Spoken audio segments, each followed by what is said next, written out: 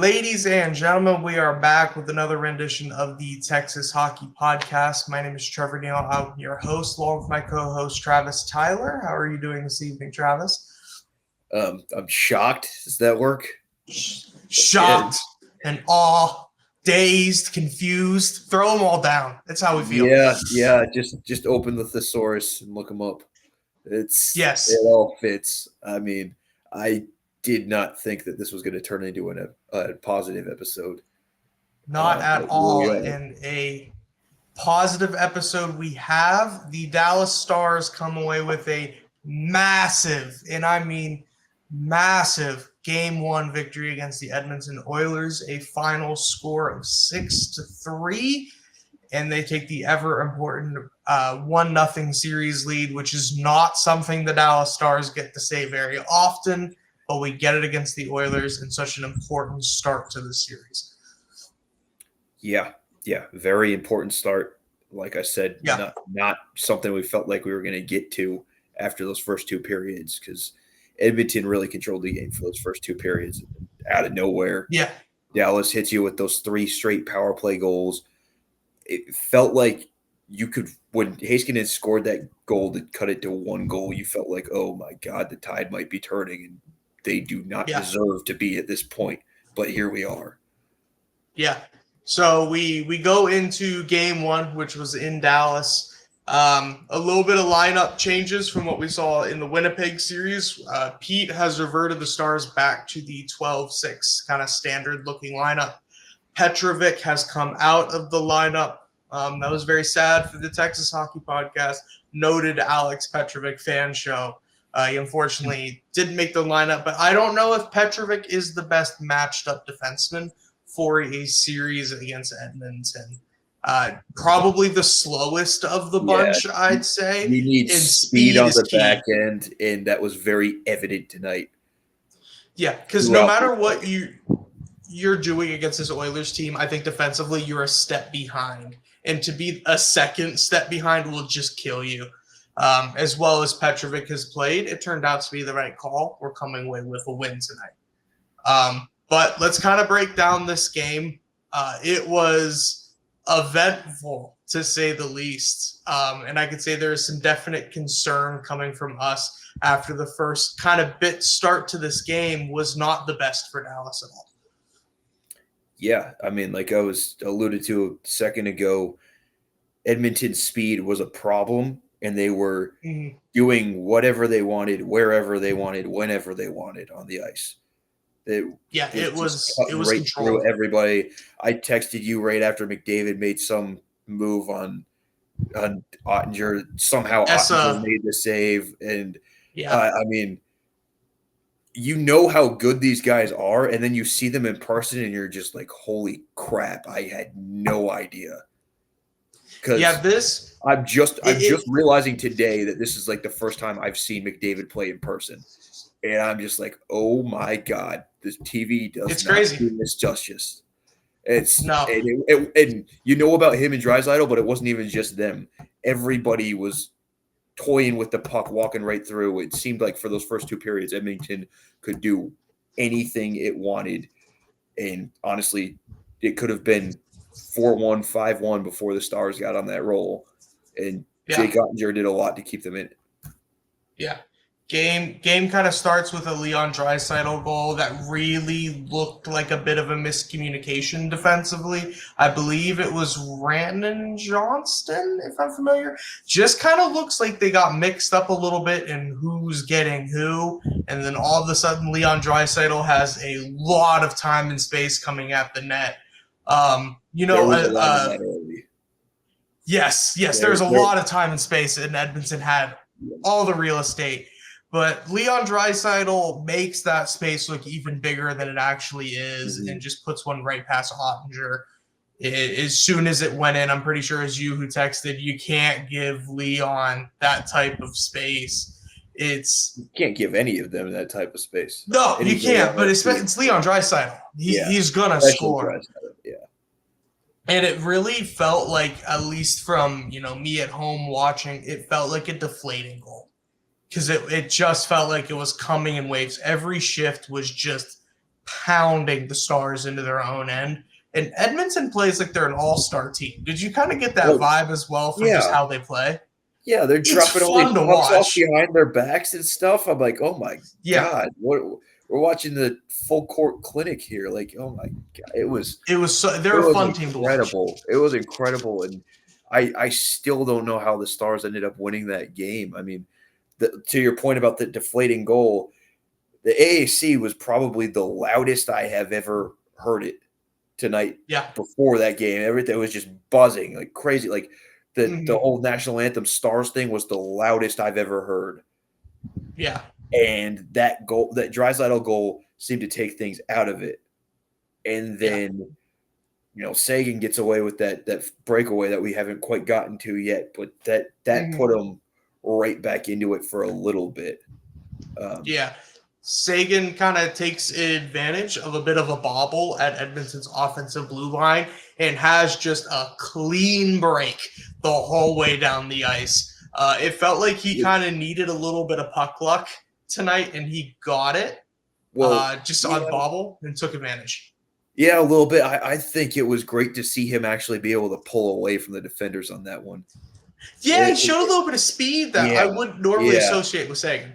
Yeah, and he buried that puck too. Like, he's never been a slow player or anything, but recent years, I don't think he's had that breakaway speed, and he showed it on that play. He pulled away for him, and I mean, he's one of the guys we said needed to step up, and he was huge tonight. Yeah, he comes away with 2 goals and an assist by the end of it. We'll get to his later plays earlier. But, we kind of go through, I believe the first ended 1-1. I believe both Edmonton goals were in the second period. The Stars kind of go on a little bit of a weird streak of the second, get into a little bit of penalty trouble. Edmonton, again, was just controlling this game through the first 40 minutes. I'm sitting at home watching. I don't think the series is making it to 7. Edmonton just looked better through the vast majority of this game. Yeah, it did. And that was the feeling. I mean, we were talking, I think I told you this before the show, we were talking upstairs. Hey, if they're playing the rest of the series, or if they play the next game like they've played these first 2 periods, we don't know if we're coming back to the American Airlines Center for another game. Like that. No, it was bad. Yeah.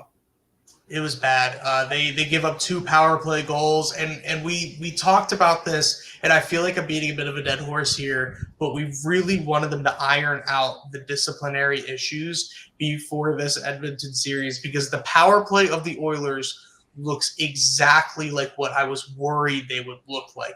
They look surgical, and one thing that I really noticed about them is in every situation they have the puck on the power play, they look completely calm and comfortable. Yeah. It could be a scrum in the corner, and they look like they're in control of it. They do not look like they're out of control until Dallas has got the puck out of the zone. It's an amazing power play to watch, and there's a reason they've been top of the league for, 3-4 years now, in a steady lead at the top as well. Yeah. It's a talented power play. It was very obvious on that power play tonight that that's the way it was. And honestly, through those first 2 periods, they were kind of playing like they were on the power play when it was 5-on-5. They were yes, that's a good way to put this game. They were just controlling the puck, controlling the offensive zone. Every time Dallas started to clear the puck, it would find an Edmonton glove, a stick, something, and it wouldn't get out of the zone. And they'd have more clear shots on Ottinger and at the goal. And like I said, it was kind of shocking that it wasn't a worse game before it got better. Yeah, and I kind of want to talk about these first 40 minutes as a collective before we talk about what happened in the third, because I was watching this and I'm so excited to record, because this is truly the first bad game we've seen the Stars play. Let's forget the last 20. They were not good through 40. Like they were not good enough to win the series through 40. And I was thinking, if Edmonton looks like this through this series and Dallas does not improve, like you said, we're not going to be here very long. Mm-hmm. Edmonton outplayed them in every way. Dallas looked like the team that lost this matchup last year through 40 minutes. The offense looked completely uninspired. Defensively, I don't think they were really harping on the defense in the broadcast. I just think they couldn't get the puck at all. Mm-hmm. Like, they were positionally sound, but they just couldn't attain possession and be able to move it forward. And Edmonton just constantly in the zone. And even after our third period, the Stars come back. They play an excellent 20 minutes to finish this one out. They need to still improve on this, because the last 20 minutes doesn't excuse the fact that the first 40 was not good enough. Yeah. We can't do this every series. No. Or every game. If you're playing, series too. I mean, they've been playing from behind practically the entire playoffs. That's not a recipe to go win a Stanley Cup, like I've said on this show before, I'm sure. Yes. But those first two periods were much more of a puck possession, game controlling type of game from Edmonton, and then something just clicked. Somehow the power. I mean, it's gonna help when you have a man advantage for like the first 6 minutes of a period, pretty much. That's a good way to get things clicking and on a roll. Yeah. Mason Marchment took a tripping penalty in the second, and then Thomas Harley just took a stupid penalty. Like, it was a really weak call, his interference at center ice completely away from the play. But Matthias Janmark did a pretty good job at selling it in a very casual way. Like, dude, that did not knock you off your feet, but you looked pretty convincing when you did it. Yeah. Draws the call. Like you said, you can't have success against Edmonton whatsoever if they're on the power play. Yeah. It won't work. No penalty kill is good enough to get you out of taking too many penalties against them. And they ended up killing that one, right? The Harley one? Let me double check, make sure that wasn't when they scored. Yes, they did end up killing that one. Yeah. But so you just came off of one. Right. So I guess what I'm saying, well, let's go with the Marchment one first. That trip could have been called on probably 4 different players. There could have been a couple on Edmonton. There could have been probably somebody else from Dallas, because it was just sticks and skates all over the place on the ground. Yeah, Marchment, and I've seen this with players before, is certain players like Mason Marchment, the referees know he's a penalty guy, and he is under such close scrutiny that he gets called for things other players won't.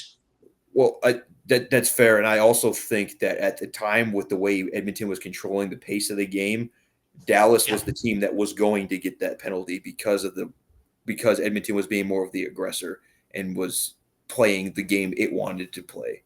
You have possession, you're going to get power plays. That's how the sport works. And then on the Harley penalty, that's actually when it kind of felt like you could sense the building coming back when they killed it off.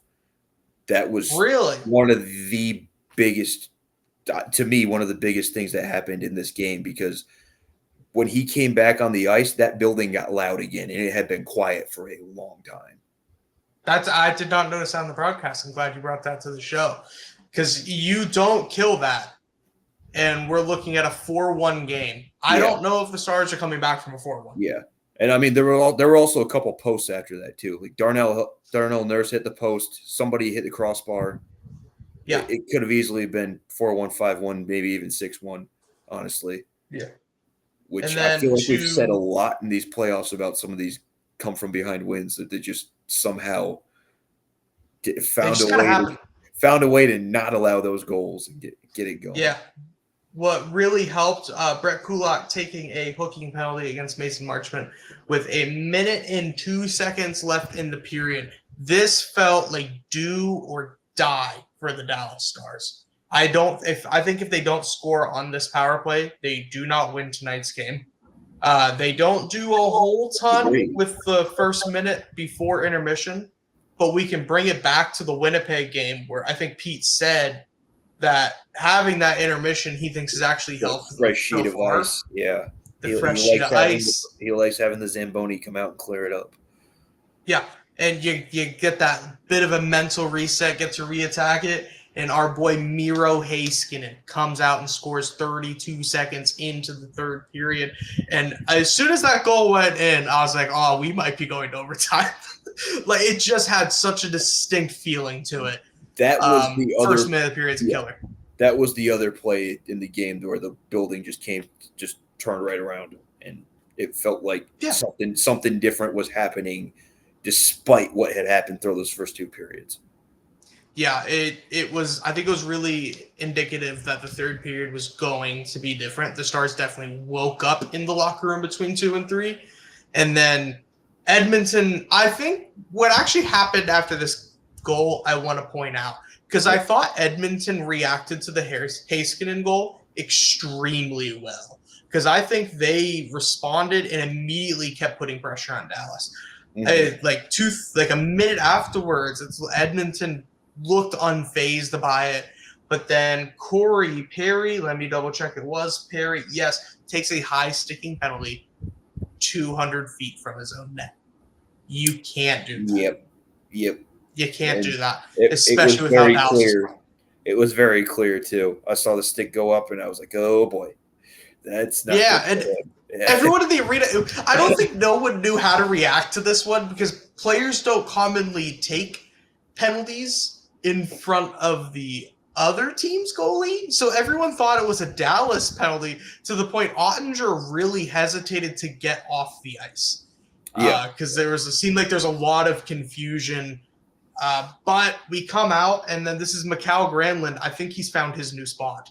This is his second goal from there. Far down again. Just gorgeous shot. When the referee on the goal line's waving no goal, he shot that puck hard, and it popped right back out. Yeah, it's the back bar. I was so hesitant about that one just because the one ref was calling no goal. I was like, oh, yeah, I think it was the linesman who did the signal that went in, because I think he saw the net pop up, which the replay showed very obviously. But that puck flew back out of the net so quickly in the sound. The guy closest to the net had no goal. Yeah.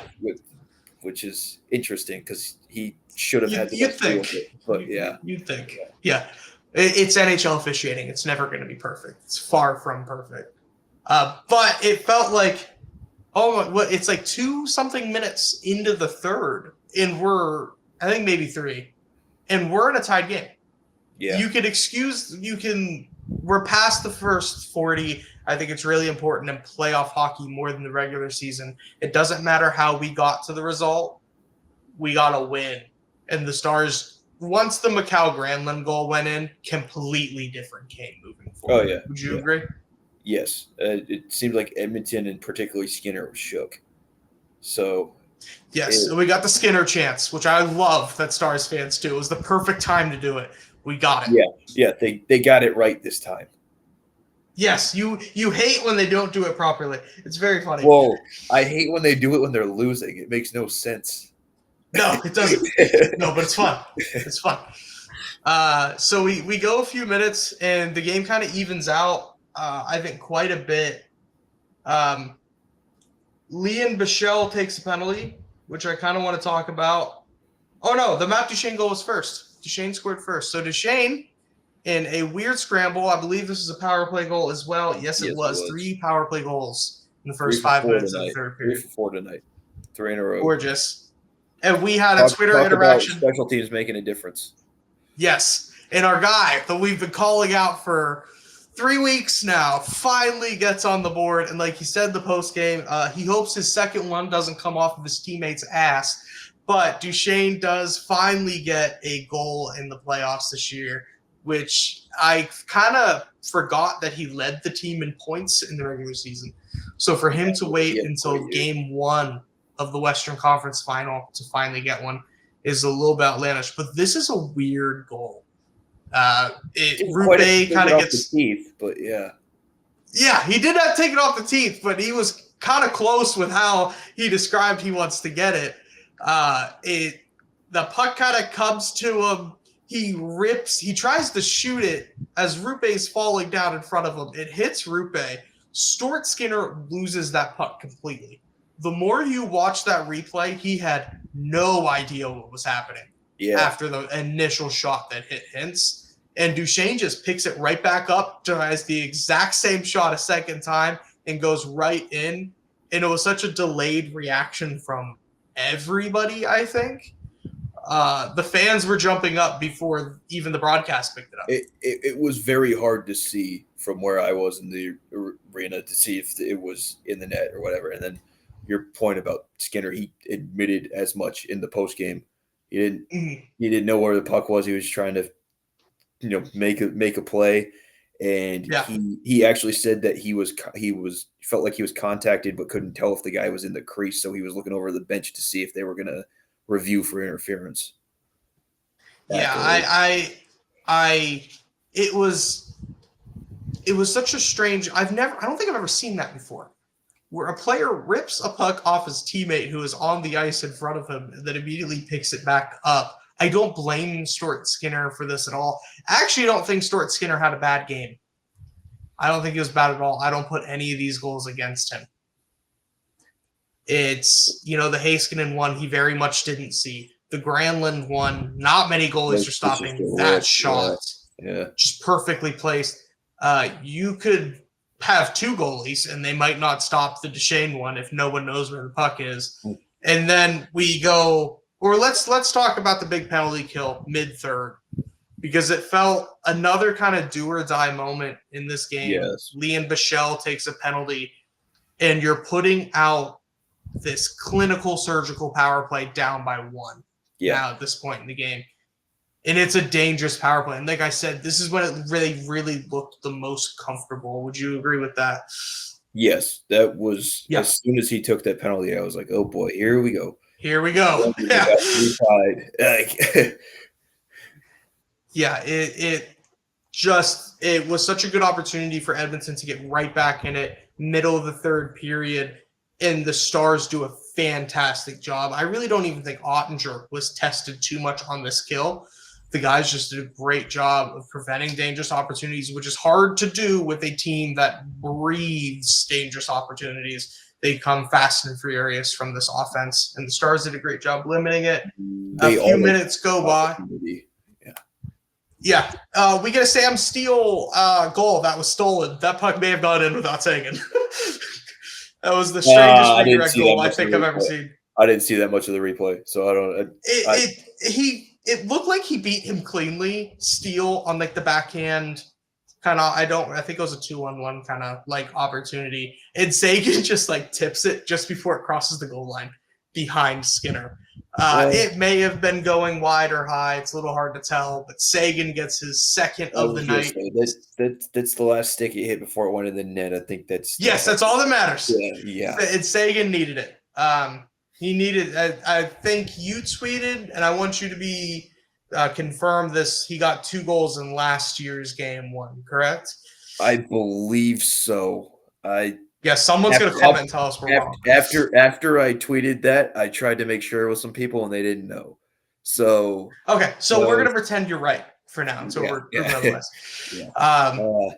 such a great game. By the way, my Twitter's pretty active during these games. So yes, give Travis a follow. Yes, he's your guy. He's a lot more active on Twitter than I am. I'm still working on getting more active. But it felt like journalism.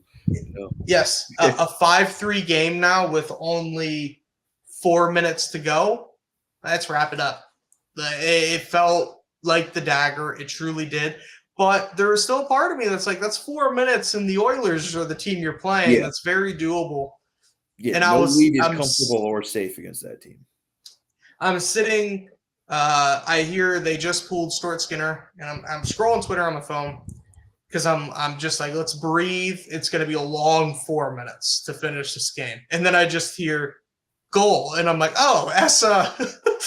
I wasn't even looking at the screen. It scores a 180-foot goal. I never once saw the replay of the shot because I was just so stunned. But I believe that's also his, first goal of the playoffs. Yeah. Probably won't be another one. I don't think he's taking really his shots, honestly. No, that's not his job. Not at all. And that was not really a shot. That was just puck's going down the ice. Yes, I'm pushing it towards the net, and I hope it gets in it. Yeah, but it might be an icing. Really ices the game, And after the game, we saw some extracurricular activities as time expired. Again, I looked down at my phone. All of a sudden, I look up, and Lian Bichelle is on the ice rolling around with Corey Perry.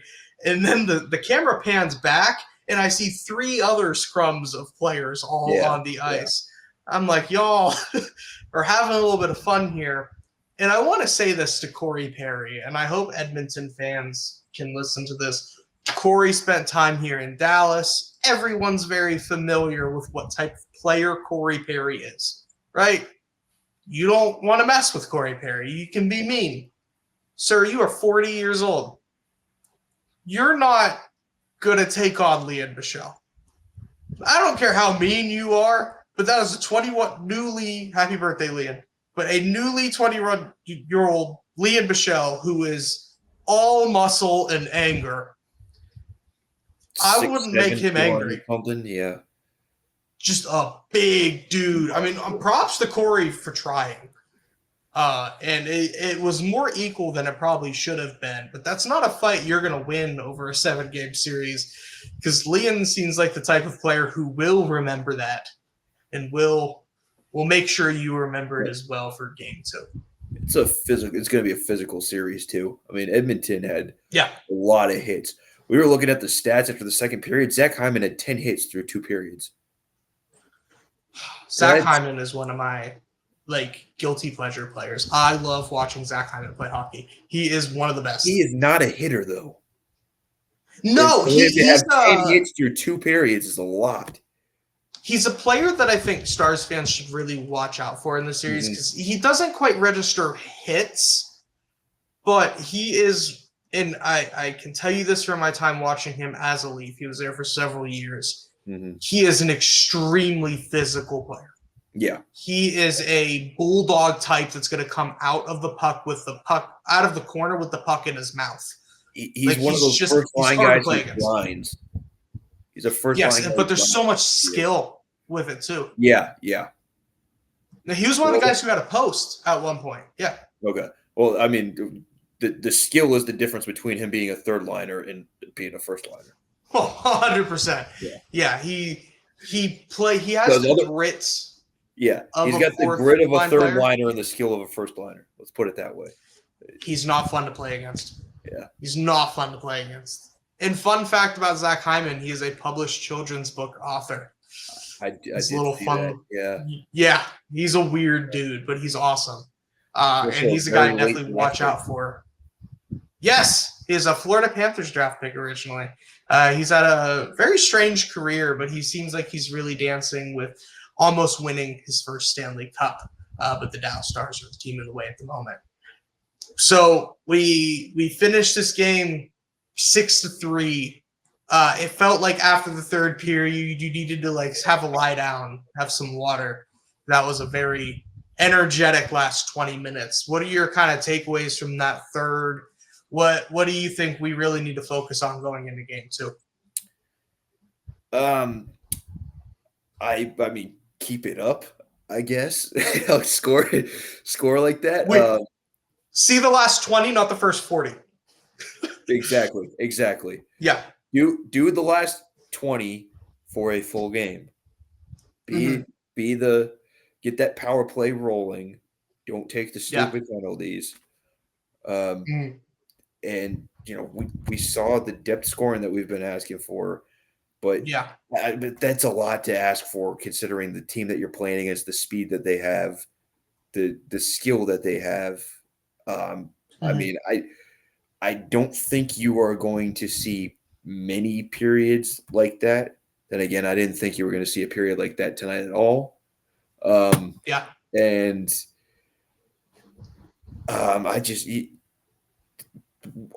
what they said during the post game was basically they were spending most of the first 2 periods kind of figuring it out, and they figured it out in the third period greatly.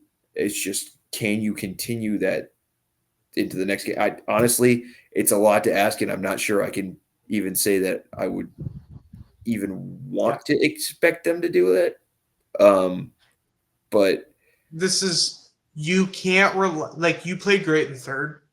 You cannot expect to get 3 power plays at the start of the third period. No. That's not happening again. No. Edmonton is not going to take penalties like that. Your power play hasn't, like, it's been good, but it hasn't been rolling like that in every other game. 5 on 5, they need to look better. The Stars have been so good at, the Stars have been so good at 5 on 5 throughout the playoffs, but Edmonton is the first team that really challenged them and looked like the better team 5 on 5. And it's a little frustrating that as soon as we get this depth scoring, Rantanen has slowed down a little bit. They kept making comments on the broadcast about how all of his goals came in a 5-game stretch. I think that story is being overblown a little bit. He's still playing very well. Yeah. But Wyatt Johnston, we need to see more of 100%. Robertson, the injury, he's definitely still recovering 100%. We're never going to know exactly where on his recovery path he is. But at some point, the puck needs to start going in the net for him. But it was really good tonight to see Dutchy get one. I think that was huge for the Stars throughout not just for this game, not just for him, but for the rest of the series. To get him putting the puck in the net is massive. He is a playoff performer who's just been snake bitten for 2 series like no other. And he got kind of bailed out by Rantanen. And I think that was kind of the story of the Stars through the first kind of 2 periods, is they got kind of bailed out of some problems by some hot sticks. And I think the Oilers kind of exploited some of their shortcomings tonight through those first 40.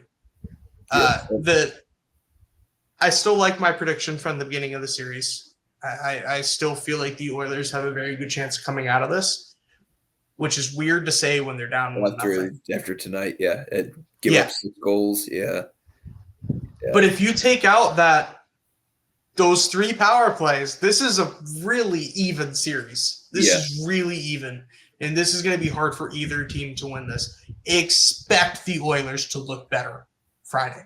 Yeah, and I think that kind of brings me to a little bit more of the point I was making, where build off of this last period and take the momentum early in game 2, because you got Edmonton scored the first goal. You're playing from behind again. You're not going to win a series against Edmonton playing from behind in every game. Edmonton's going to be much cleaner and much better as the series goes on while playing with the lead, especially with the skill that they have on their team, which is basically what we've been saying this entire episode. So really, you just got to jump in there and start playing with the lead is honestly what I want to see. They play so well when the game is do or die, we need a goal. Yeah. They play really well in that situation. But what they are not good at, and I'm comfortable saying they are not good at, is getting in that mentality for the opening faceoff. Yeah. They need to go into the first period acting like we need a goal now. Convince yourself that your back's against the wall going into the game when it's nothing. Because it is. Have you seen the picture of McDavid and Draisaitl next to each other on the bench as time expired? Yeah. Yeah. Well, actually, I'm scared of them. I saw the live. I saw the live shot. I didn't see the picture. I saw the live shot on the broadcast. Yeah, they're pissed. Yeah, they're pissed. And have you seen pissed off McDavid? We're about to. But that's a good way to put it. But it's kind of funny that you mentioned that, because when they showed the live shot, I was down in the press room, and a lot of people were like, get used to it. I'm like, I don't think we want to provoke these guys. Don't poke the bear. No, McDavid's not going to get used to being mad. He doesn't roll over. Yeah.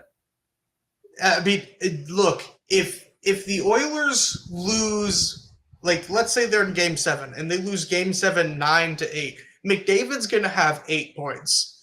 Like, he is going to drag this team as long as his body will physically let him. He's going to be better than he was tonight. He's going to get better every game of this series. And we made a great point with each other during the game. You're not stopping him. You just need your depth and your guys to just score as much as they can to keep up, because he's going to score. You're not going to cancel him out, and you're not going to stop him. What you can do is try to play with him and keep up, essentially. You're not slowing him down in the playoffs. And that's as a team. That's not assign Rantanen or Robo or some certain guy. Hey, you're the guy keeping up with McDavid tonight. You got to keep up with him as a team. They talked about during one of the intermissions about what line do you put out against McDavid, because the Johnston line has been awful defensively throughout these series. Is that the one that was like they were minus 25 plus minus? Is that the one? Yes, minus 25 combined, and then a -6 combined through 2 periods tonight. It's not good enough. And they're talking about, well, what do you throw out against a McDavid line? The question is, it's a group effort, everybody. Everyone's going to get a turn. Sam Steele is going to take on Connor McDavid at some point in this series, and it's not going to be pretty, but he's going to try his best. And that's the way you defend McDavid. And several people in that locker room and on that coaching staff have been asked that. And going into this series, I don't think we got a straight answer from any of them. No, it's great comparison. You're a college football guy, right? Absolutely. So let's say you're a defensive coordinator, and your next game is against Ashton Genty, and your defense is not like 5-star guys, right? You're just a regular Mountain West team. Your plan against Ashton Genty is pray he doesn't do what he can do. Yeah, it's a similar kind of thing when you're playing McDavid. It's, well, we're going to try our best. Yeah. And we're going to go from there. There's not much confidence. You scheme up what you can, and then you hope and pray that it works. Exactly. Basically. Exactly. It's so hard when talking about the Oilers, not just to sit here and talk about how good McDavid is. And every single time I'm like, well, McKinnon isn't that far behind. And there is a small streak where you're like, oh, maybe Matthews is in that conversation too when he scored 69. No, they're not close. We've seen both McKinnon and McDavid in this series, in these playoffs. And I think when you see those players in person, you see the difference. It's one thing to watch them on TV. Watching them in person is a huge difference. And that's kind of what we've been talking about with the Edmonton team. This is a very different team than what Dallas has been playing throughout the playoffs. Winnipeg was kind of a slower, kind of grinded out type of team. Colorado was a team that has some speed, but it kind of comes in these little spurts. And Edmonton's a team that's going to have speed the entire game. Edmonton is exhausting to play. Yes, and that's all after, like they asked Stan Bowman this in the press conference the other day. They lost some guys with speed from that team last year and brought in guys with even more speed. Yeah. So they're not fun to play. Yeah. Plus they're missing their top defenseman right now in Ekholm. And they have a much better third defense pair than what they had last year with Wallman and former star John Klingberg. Yeah, but they don't have Cody Ceci. Stars legend Cody Ceci is no longer on the Oilers. That might be the deciding factor. You might not want to mention that. There was a group of fans in the section next to me that was like, "Why is Cody Ceci on the ice? Get him off the ice." Hey, no. Yeah. Dude, they made a great point. It's like, it was so funny hearing this because of my love-hate relationship that I have with Cody Ceci over his many years in the NHL. They're like, man, one of the major reasons the Stars didn't get a power play goal against Edmonton last year was the penalty-killing abilities of Cody Ceci. And I'm like, what am I hearing? Like, I feels like an alternate reality where Cody Ceci woke up and he's like, I'm a solid stay-at-home defenseman now. I'm not really great at anything, but no one's mad when I'm on the ice anymore. And I'm so happy for him, and I'm so happy this weird path his career has taken has found him in Dallas. For some reason, it felt like such an odd signing at the time, but I really think he's become I can't believe I'm saying it, just such an instrumental part of that decor. It's not flashy and it's not perfect, but you like him on the penalty kill. Yeah, and when they made that trade, they needed a body on that blue line, especially with how the Brendan Smith and Matt Dumba signings haven't totally panned out the way they thought they would. No, we have Matt Dumba was touted it kind of died down by the time he came to the Stars, but he was really touted as like the fish in free agency for defensemen at one point. And he was the guy at a trade deadline. And he has not cracked the Stars lineup in the playoffs. Mm-hmm. And I don't remember much Matt Dumba playing time during the regular season. It's not pretty. Yeah. It's not good. Yeah. It's kind of sad to see where his career has gone up. Man, if you would have, like, imagine you're watching a game from like 4 years ago and someone's like, Matt Dumba and Cody Ceci are going to be on the same team. And Matt Dumba is going to be healthy. He'll be the scratch. Yeah. Yeah. You're going to look at them like they're crazy. Yeah. You're like, okay, and is the GM getting fired too? Like, yeah, who's gotten fired? Who's the interim? And like, has the president been fired? Are they tanking? Like, what are their odds for the first overall pick? Yeah. So they're getting Gavin McKenna, right? That's the plan there. But to bring it back to tonight's game, the Stars come away with a massive 1-0 series lead after the 6-3 victory. And I think he nailed it.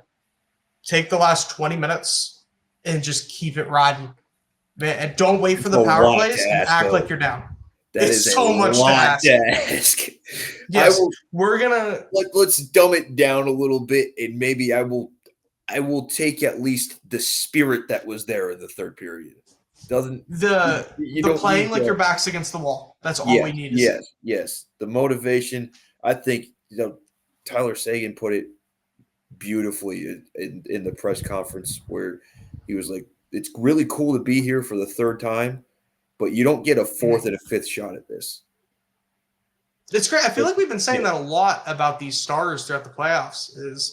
We're here for this many years in a row. It may not be here next year. Yeah. You never know when it's going to be the last one or how long you're going to take between it. I mean, shit, we talked about Corey Perry earlier. He won a Stanley Cup when he was in Anaheim, and he's been back to the finals since then a few times.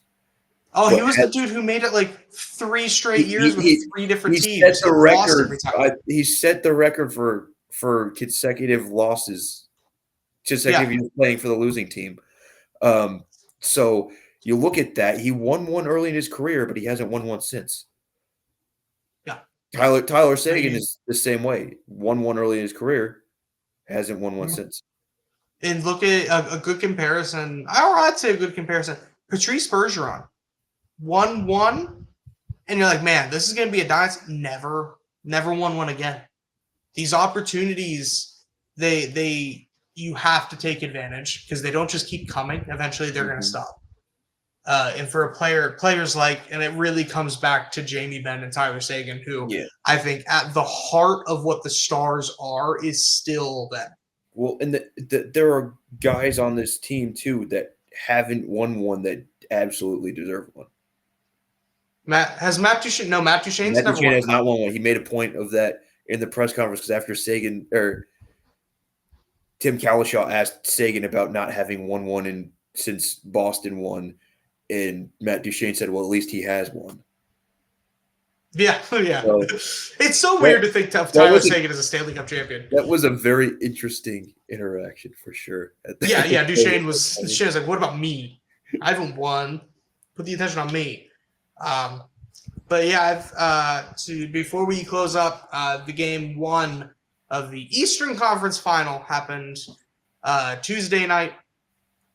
Florida's winning that series. I don't think Carolina's going to hang with them for very long. No. Have you seen the stat about the Hurricanes in the conference final? The 0-13 in their last 13. What was it? Last 13 conference final games, or was it last 13 home games in the conference final? No, conference final games. Conference final games. Okay. Yeah, they've been swept. The last time the Hurricanes won a game in the conference final, Rob Brindamore was their coach, or was a player, and he's now coaching. Hey, Fellow Michigan State starting there, though. Shout out. Hey. But how do you do that? How do you get to the conference final? Why are we not talking about how bad the Hurricanes are in the finals? Because I feel like every year they're so close to the cup, and they stop. I just feel like it falls off everybody's radar, kind of like. Do we forget because they win the first 2 rounds? We forget. I think what we forget is that they've actually had good seasons. Kind of like they've put together runs of going to the conference finals. Not just the conference finals, but like multiple conference finals over an extended period of time. I don't think they're a team that you think of doing that when you think of the Hurricanes. Yeah, it's just like, what are the odds that you didn't squeak out one win? Like, I feel like getting swept in the conference final is difficult to begin with. Like, you don't see many sweeps late in the playoffs. Sweeps are around one thing most of the time. To do it like twice in a row is crazy. You've done it 3 in a game now times. Yeah, that's 3 in a game. Yep. It almost makes, like, as an organization, and I want to ask this, as an organization, what conversation do you have if it happens again? What do you do? Because my answer is you have to fire Brindamore. I guess that's the only option you really have, honestly. What else do you do? Yeah, what are you going to do? Like, man, I hope we win a game next year. Which, I mean... like what do you like? It's not even like, man, we got the 7 and they eked us out in the last 20 minutes. It's not that. At least the Leafs get to 7. Imagine if the Leafs got to the first round every year and lost in 4 every single year. People would lose their minds. And like, I get it, it's different, Hurricane. They make it to the Eastern Conference Final, and that's such an impressive feat. You make the Final Four. How do you not win a game that many times in a row? Yeah. I feel bad for the fans, man. It's just teasing. Yeah, I don't even know what else to say. That I do think it, like, firing a coach in that situation kind of reminds me of the Dave Lewis run in Detroit right after Scotty Bowman, where they weren't living up to par based on what they had seen the past couple of years. And then he got canned. Yeah. It's a hard position to be in from a team point of view, because it's like, yes, we have all this success. The Hurricanes are a very good team. I don't want to play them in a 7-game series. Right. Even if, like, I don't. They're extremely talented. They're always good in the regular season. But at what point do you have to go, but what have we actually accomplished? I think, like, possible replacements got to factor into that too. Like, is there anyone out there that they're going to get who's going to take them over the top and do better than Brindamore? If they were Colorado's coach is going to be a fun fire this offseason. I think he's getting fired. You still think that's happening? Okay. Yes, I think. I feel like they would have done it by now if that was happening. That's true. This is going to be a fun offseason for coaches because let's talk about the offseason for a few days before we go. The Mike Sullivan firing threw the NHL into a little bit of a panic because you kind of felt the vibe in Pittsburgh for the last 2 years that Sullivan was going to get canned. You definitely felt that when he was here with the Penguins over the last week or two of the regular season too. Yeah, he sounded like the guy. It was time to go. Yeah, and then all of a sudden he gets fired, and within like 12 hours, he's the highest paid coach in the NHL. Like, there were teams waiting to talk to Sullivan. Yeah. He goes to the Rangers, but now it's like, what do you do that you did get? Like, who are the Penguins going to get? Like, yeah, Brindamore, maybe, if Brindamore gets fired. If he gets fired, yeah. But I know that the Hurricanes are Blashill. very big on Brindamore. They're very close knit, him and upper management in Carolina. So if anyone's going to keep their job after that, it would be him. Mm-hmm. But I don't think anyone should keep their job after getting swept in the conference finals that many consecutive times. Were all 13 of those losses under Brindamore? No, because that goes back to 2008. Okay. So there's no way he's been there that long. No, he definitely hasn't. But I think that might kind of wrap us up. We will be back after game 2, which is going to be Friday night at the American Airlines Center. My little notes to everyone that is going to be in the building on Friday: be louder. Louder, louder, louder. And to the Stars, play like your back is up against the wall. Please, you need it, or we're not getting out of this series. You have anything else before we get out of here? No, I mean, you put it pretty well with that right there. I mean, we start the game down 1-0. We'll be fine. Fine. It's sad we have to talk about it like that. That's an interesting plan. Yes, but act like it. Act like it, because we play really well when we're down. But that concludes our episode tonight. We really appreciate you watching. Please leave us a like, comment, subscribe, follow, rating, whatever platform you're listening to us on. It really helps us out. Share it with everybody you know. Go Stars.